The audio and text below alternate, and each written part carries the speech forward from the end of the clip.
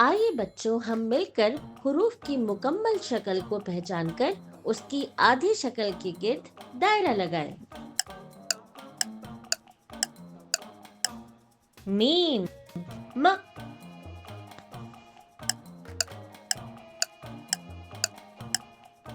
नून न,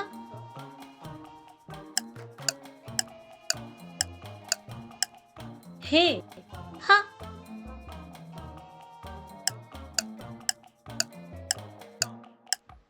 ये या।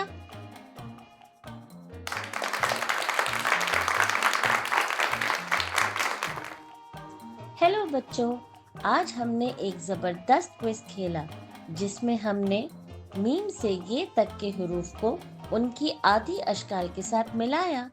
वाह, आप सबने कमाल कर दिया, बहुत मजा आया। और इसी के साथ साथ आज हमने आधी अशकाल का पूरा सफर मुकम्मल कर लिया। हमें उम्मीद है कि आप सब ने इस क्विज से कुछ नया सीखा और मजा भी किया।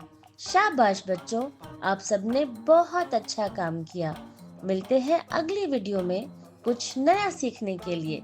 तब तक के लिए बाय बाय।